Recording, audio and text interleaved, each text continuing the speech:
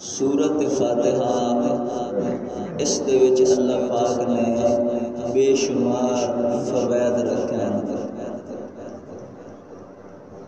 تفسیر کبیر دے وچ امام فخر الدین رازی رحمۃ اللہ علیہ انہاں لکھیا ہے کہ ایک دفعہ حضرت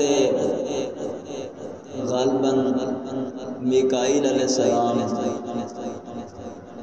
یا کوئی اور فرشتہ آئی اور نبی پاک علیہ السلام دی بارگاہ اقدس دے وچ حاضر ہویا تے آ کے آکھن لگا یا رسول اللہ صلی اللہ علیہ وسلم،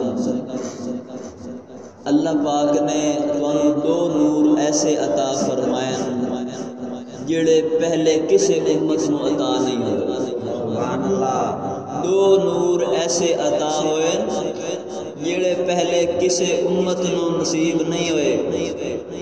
نبی پاک علیہ السلام نے پوچھا کیڑے؟ وہ فرشتہ آکھن لگا ایک تا سورت فاتحہ ہے، دوسرا سورت بقرہ دی آخری آیات۔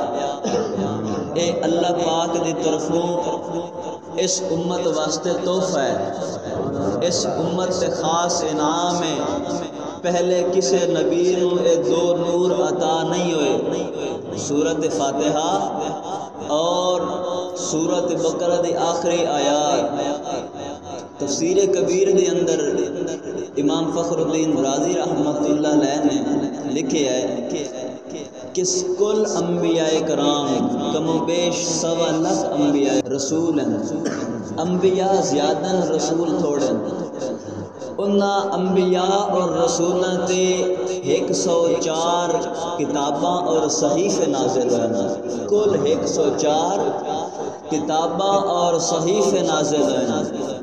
فرمایا کہ انہاں 104 کتاباں دا علم، انہاں 104 صحیفیاں دا علم، انہاں دے وچوں 100 کتاباں اور 100 صحیفیاں دا علم اللہ پاک نے 3 کتاباں دے وچ رکھیا ہے، تورات، زبور، انجیل۔ انہاں دے وچ اللہ پاک نے باقی انبیاء کرام دی کتاباں اور صحائف دا نچوڑ رکھیا 3 کتاباں دے وچ، تورات، زبور، انجیل دے اندر۔ اور انہاں 3 کتاباں دا خلاصہ، انہاں 3 کتاباں دا نچوڑ، انہاں 3 کتاباں دے علوم اللہ پاک نے قرآن پاک دے اندر رکھے نا، یعنی تورات دے علوم ہو گئے، زبور دے علوم، انجیل دے علوم، اے اللہ پاک نے قرآن پاک دے اندر رکھے نا۔ اور پورے قرآن پاک دے علوم اللہ پاک نے مفصل آیات دے اندر رکھے ہیں۔ قرآن پاک دیا مفصل آیات سورت حجرات کو لے کے والناس تک، اے درمیان دے وچ آخری سورتاں جڑیاں اے مفصل آیات ہیں۔ انہاں دے وچ مسائل تفصیل دے نال اللہ پاک نے ذکر فرمایا، انہاں نو آدن مفصل آیات۔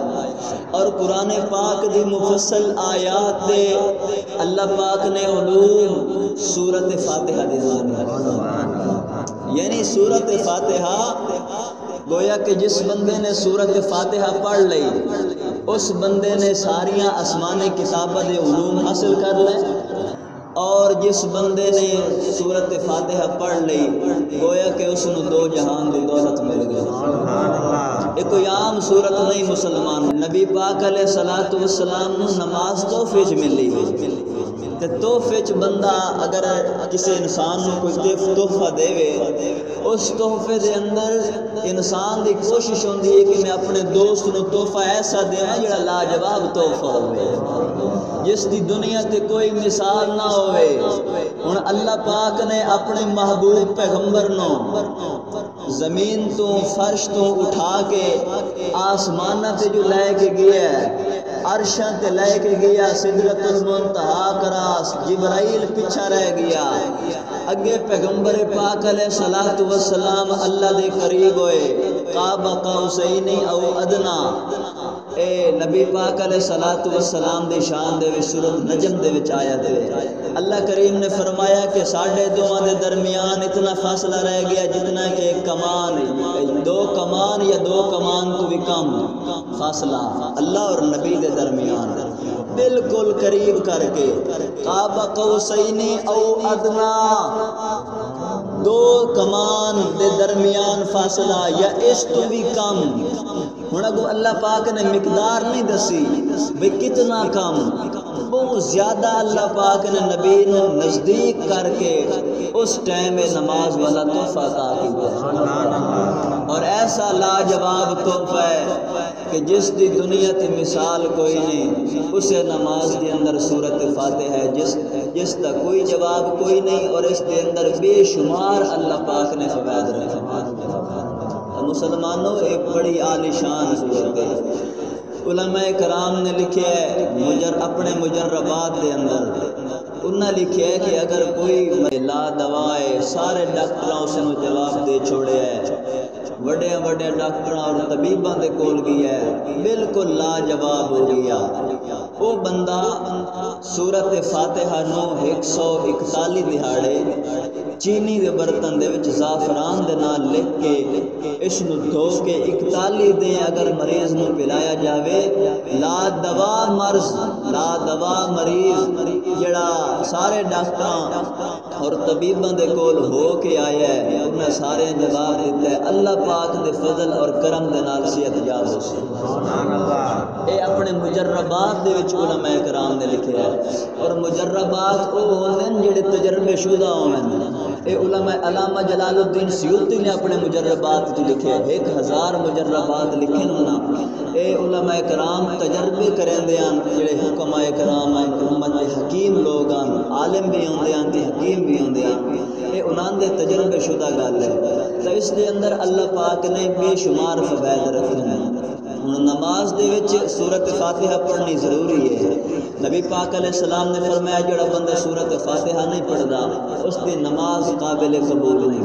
یہ صرف غیر مقتدی واسطے، یعنی جڑا بندہ جماعت دے نال نماز پڑھدا ہے تو وہ تو امام دے تابع ہے نا، امام دے تابع، امام دی قرات مقتدی دی قرات. اگر علیحدہ نماز پڑھ رہا ہے تا 4 رکعت دی اگر فرض نماز ہے تو اس دے وچ پہلیاں 2 رکعتاں دے وچ سورت فاتحہ پڑھنی ضروری ہے. سورت فاتحہ پڑھنی واجب ہے اور ضروری ہے. آخری 2 رکعت دے اندر سورت فاتحہ تو بعد کوئی سورت نہیں ملا سکتے. پہلیاں 2 رکعتاں دے وچ سورت فاتحہ تو بعد سورت ملاونی چاہیے، اور آخری 2 رکعتاں دے وچ سورت فاتحہ تو بعد کوئی سورت نہیں پڑھنی چاہیے. ٹھیک ہے. اور اگر امام دے پیچھے قرات یعنی کہ سورت فاتحہ پڑھنی ضروری ہوندی، ایتھینٹک گل ہے، بڑی زبردست علماء کرام نے لکھی ہے کہ اگر نماز دے وچ سورت فاتحہ امام دے پچھوں پڑھنی ضروری ہوندی تو جڑا بندہ بعد دے وچ آ کے رلدا رکوع دی حالت دے وچ، علماء کرام نے لکھیا ہے اگر امام رکوع چلا گیا ہے، ٹھیک ہے، اس ٹائم کوئی آ کے رکوع دے وچ آ کے شامل ہو گیا ہے تو گویا اس نے اس رکعت نو پا لیا، وہ رکعت مکمل ہو گئی. میرا سوال یہ ہے کہ اگر امام دے پچھوں سورت فاتحہ پڑھنی فرض ہوندی واجب ہوندی تو جڑا امام دے نال آ کے رکوع دے وچ رلیا او دی رکعت مکمل ہی نہ ہوندی، کیونکہ ایک فرض چھوڑے سنا، فرض چھوڑنے والے کی نماز مکمل ہی نہیں ہوتی. معلوم ہویا کہ امام دے پچھوں فاتحہ پڑھنی یا قرات کرنی ایک کوئی ضروری نہیں، بلکہ امام دی قرات ہی مقتدی دی قرات ہے. اے علماء کرام نے لکھیا ہے الحمدللہ رب العالمین، ساریاں تعریفاں اللہ پاک دی ذات واسطے جڑا پالن ہار عالمین دا، ساری کائنات کا پالن ہار ہے. سورت فاتحہ دی تفسیر شروع ہو گئی. اللہ کریم نے فرمایا کہ میں سورت فاتحہ یعنی صلاۃ نماز نو اپنے اور اپنے بندے دے درمیان اگوں تقسیم کر چھوڑیا. سورت فاتحہ دے وچ ادھی سورت بندے واسطے مخلوق واسطے اور ادھی سورت خالق واسطے. اللہ کریم نے فرمایا کہ ادوں آدھ میں تقسیم کر چھوڑیا ہے. الحمدللہ رب العالمین، علماء کرام نے لکھے ہے الحمد مختص للہ رب العالمین،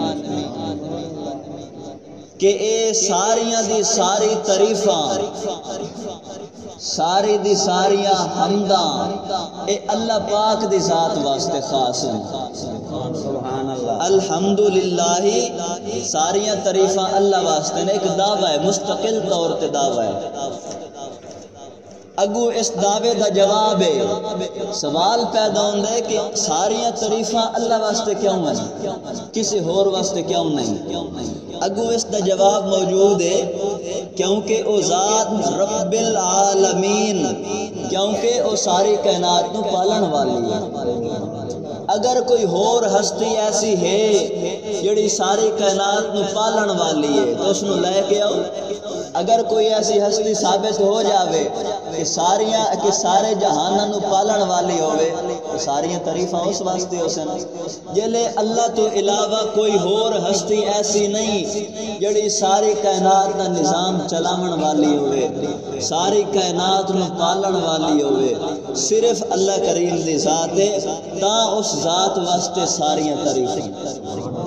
الحمد الف لام آیا حمد اتے علماء کرام نے لکھیا ہے استغراق دے طور تے آیا ہے. استغراق دے طور تے الف لام آیا ہے. الف لام دیاں چار قسماں دے وچوں ایک قسم ہے استغراق دی. مطلب کہ بنسی مطلب اینو سی کہ اگر شاگرد استاد دی تعریف کرے سی حقیقت دے وچ اللہ دی تعریف ہو سی. اگر مرید اپنے پیر دی تعریف کرے سی حقیقت دے وچوں اللہ دی تعریف ہو سی. اگر کوئی چھوٹا کسی وڈے دی تعریف کرے سی تو حقیقت دے وچوں اللہ دی تعریف ہو سی. ٹھیک ہے.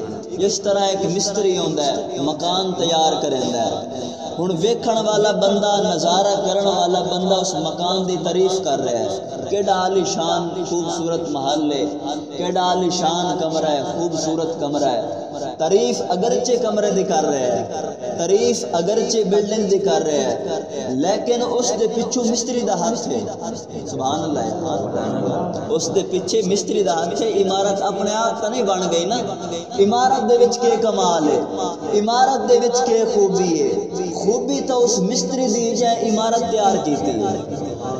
تا کسی مخلوق دی تعریف کرنی حقیقت دے وچ اللہ دی تعریف ہے کیونکہ انسان دا وجود اپنی ذات دا ذاتی تا نہیں نا یا کائنات دے وچ کوئی بھی چیز ہے اپنے آپ تا نہیں بن گئی. آخر کوئی بناون والا ہے تا جڑا بناون والا ہے تعریف ہمیشہ اس دی ہے.